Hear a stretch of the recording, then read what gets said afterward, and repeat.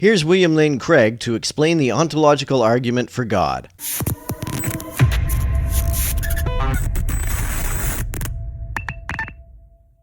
So what is the ontological argument? The ontological argument, in a nutshell, says that if it's even possible that God exists, then it follows that God actually exists. There are a few versions of the ontological argument, but the one that says that if it's possible for God to exist, then God must exist is the modal ontological argument. It uses modal logic, which is all about possible worlds, which means coherently conceivable scenarios. In this argument, God's existence is defined as necessary, which means that God, by definition, inhabits all possible worlds, all conceivable scenarios, meaning that God's non-existence is inconceivable. A corollary of this argument, however, is that if we can conceive of a scenario in which God does not exist, then God can't exist. If God is defined as something that inhabits all conceivable scenarios, then a single conceivable scenario in which God does not exist negates the whole concept.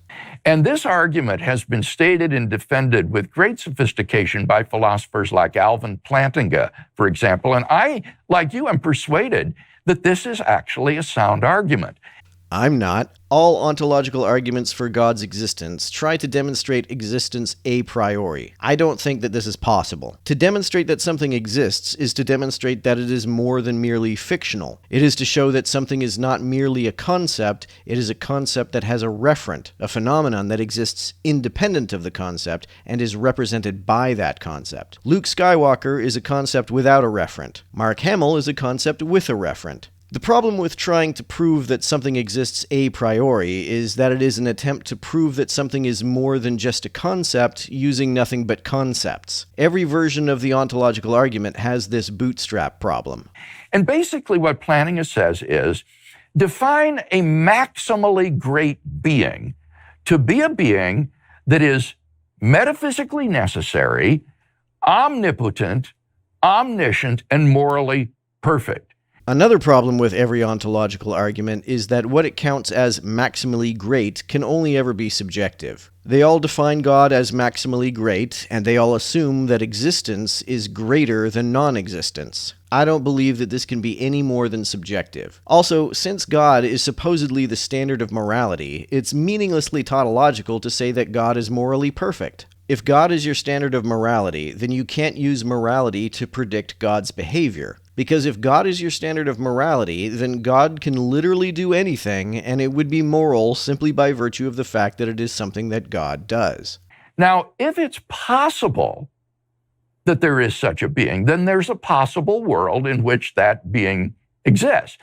But if a maximally great being exists in any possible world, it exists in all possible worlds. And by the same logic, if it is coherently conceivable for God to be absent from any conceivable scenario, then he must be absent from all conceivable scenarios. However, as I already stated, even if you accept the premise that God existing in one conceivable scenario means that he exists in all conceivable scenarios, and you can conceive of God as existing in at least one scenario, all that does is require you to think of God as existing in reality, because reality is a conceivable scenario. All the argument does is marry the concept of God to the concept of existence. All you're doing is playing with concepts, and demonstrating that something exists requires you to work with more than just concepts. You have to point to something empirical. That's part of what it means to be maximally great, which is an entirely subjective and arbitrary stipulation. Therefore, it exists in the actual world. Therefore, a maximally great being exists. And the steps of this argument, your viewers may be surprised to learn, are actually relatively uncontroversial.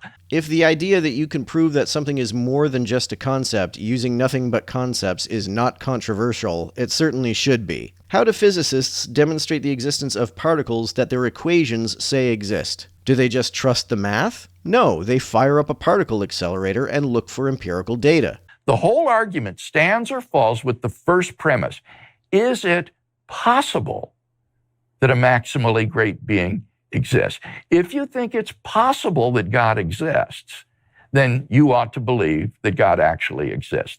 I don't see how it is coherently conceivable that a God exists, especially if we use Craig's definition of God as being timeless and spaceless. To say that something exists timelessly and spacelessly is to say that it exists nowhere and never. Such an entity is clearly incoherent. But even if God were conceivable, and even if one accepted that being able to conceive of God as existing in one scenario required you to conceive of God as existing in reality, that still would not prove that God exists in reality, because all the argument does is tie the concept of God to the concept of reality. It doesn't show that God as such occupies reality as such. The atheist has to say not merely that God does not exist, but that it's impossible that God exists.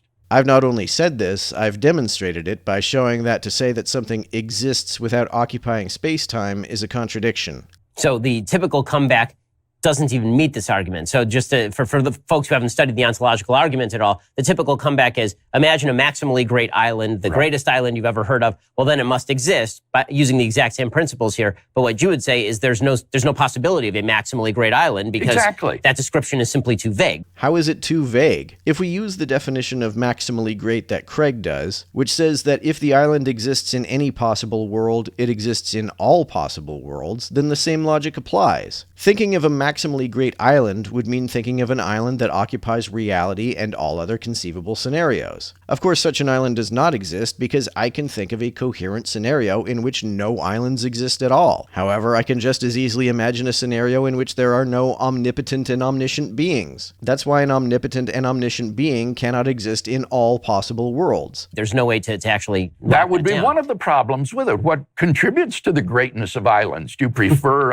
a desert island or one chocked with hotel resorts? Craig gives these examples as though the great-making properties he lists for God are not equally subjective and arbitrary. There isn't any really objectively such a thing as the greatest conceivable or maximally great island. Right, because greatness cannot be objectively defined at all. Since that's the case, there can't be an objectively maximally great being of any kind. So it turns out that these attempts to parody the argument by talking about a maximally great pizza or a necessarily existent lion all fail because they postulate incoherencies.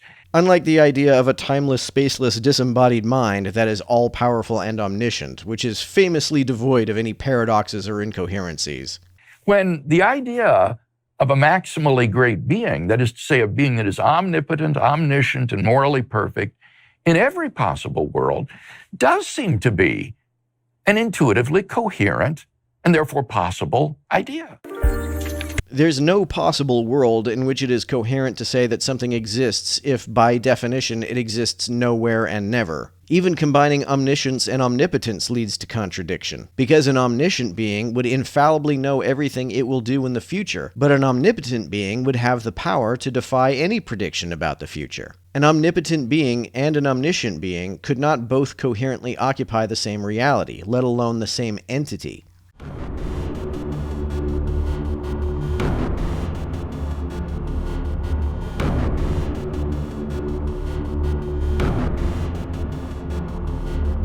To everyone who helps me out on Patreon, you're a big help. Thanks so much.